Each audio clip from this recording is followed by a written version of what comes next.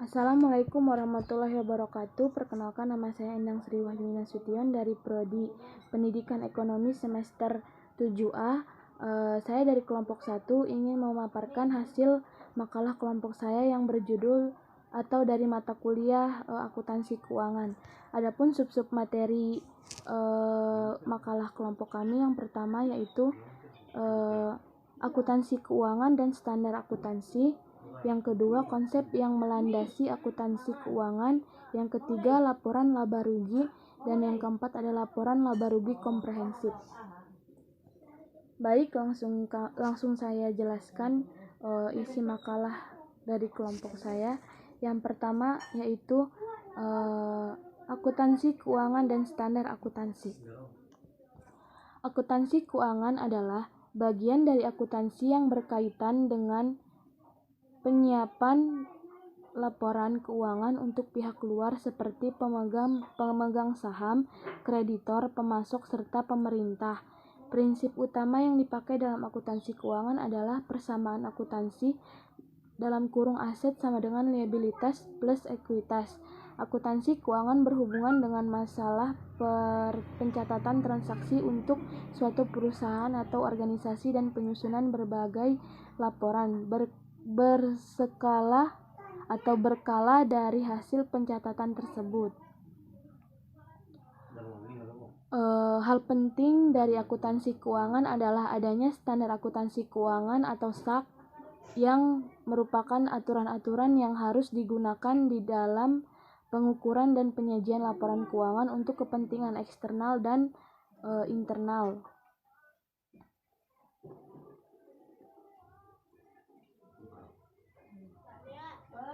Standar akuntansi keuangan atau SAK adalah format dan prosedur pembuatan laporan keuangan yang menjadi aturan baku penyajian informasi keuangan suatu kegiatan usaha atau perusahaan. SAK berisi pernyataan standar akuntansi keuangan atau PSAK dan interpretasi standar akuntansi keuangan atau ISAK yang diterbitkan oleh Dewan Standar Ikatan Akuntan Indonesia atau DSAK IAI dan Dewan Standar Syariah Ikatan Akuntan Indonesia atau DSAS IAI, serta peraturan reguler pasar modal untuk entitas yang berada di bawah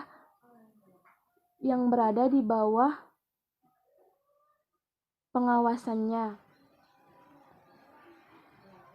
Macam-macam standar akuntansi keuangan di Indonesia ada 4. Yang pertama ada PSAK IFRS, yang dimana PSAK ini yaitu pernyataan standar akuntansi keuangan, sedangkan IFRS yaitu International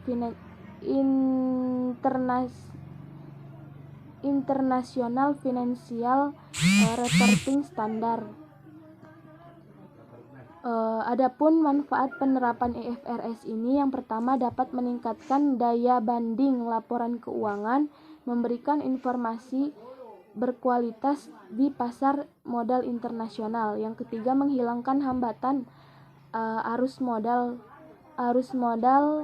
internasional dengan mengurangi perbedaan dalam ketentuan pelaporan keuangan.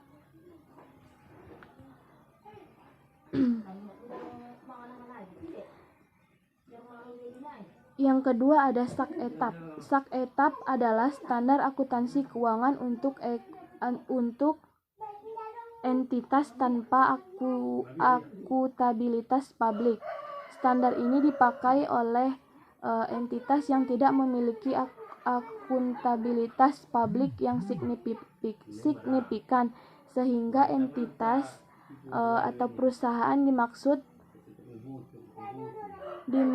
menerbitkan laporan keuangan untuk tujuan umum bagi pengguna eksternal. Sedangkan etap merupakan hasil penyederhanaan standar akuntansi IFRS yang meliputi tidak adanya penulisan untuk aset tetap, aset tidak berwujud, laporan laba rugi, dan komprehensif. Adapun manfaat SAK etap, yang pertama membantu perusahaan kecil dan menengah dalam menyusun laporan keuangannya sendiri. Yang kedua, standar akuntansi ini dimiliki lebih sederhana karena sebagian besar siklus akuntansinya menggunakan konsep biaya historis. Yang ketiga ada PSAK syariah. Dari namanya saja dapat kita ketahui syariah, berarti syariah di sini sudah bisa diketahui bahwa standar akuntansi keuangan ini adalah standar yang berpatok pada prinsip hukum agama atau syariat Islam. PSAK syariah digunakan oleh entitas yang melakukan transaksi syariah, baik itu lembaga syariah maupun lembaga non-syariah. Yang keempat ada SAP atau Standar Akuntansi Pemerintah, diterbitkan sebagai peraturan pemerintah PP yang diterapkan untuk entitas pemerintah dalam menyusun laporan keuangan pemerintah pusat atau LKPP dan laporan keuangan pemerintah daerah atau LKPD. Laporan keuangan pokok menurut standar akuntansi pemerintah adalah laporan realisasi anggaran, neraca, laporan arus kas, dan catatan atas laporan keuangan. Baik, kita langsung masuk ke submateri yang kedua, yaitu konsep yang melandasi akuntansi keuangan.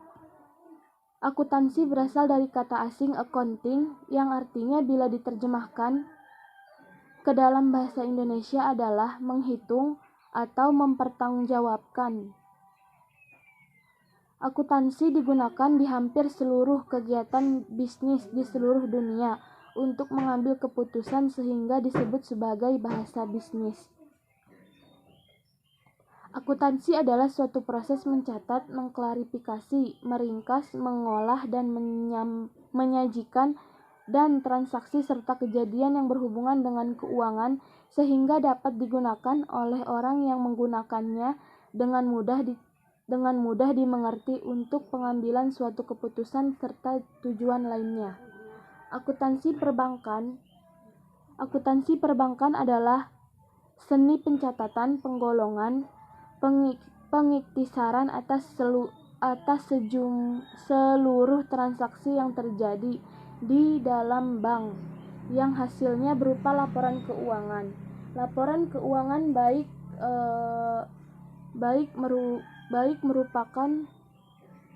laporan keuangan bank merupakan bentuk pertanggungjawaban manajemen bank terhadap pihak yang berkepentingan dengan kinerja bank.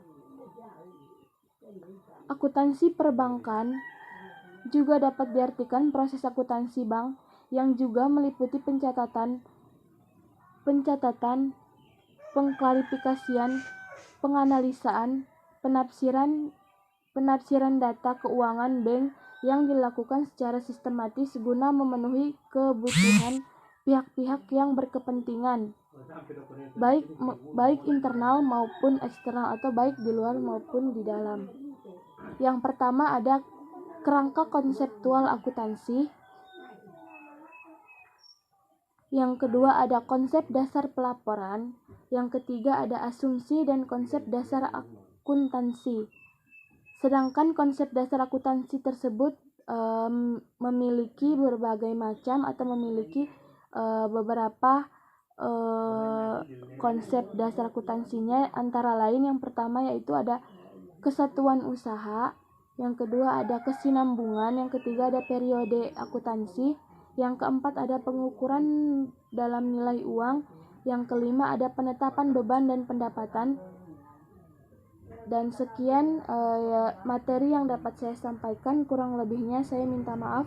Wabillahi taufiq wal hidayah. Wassalamualaikum warahmatullahi wabarakatuh.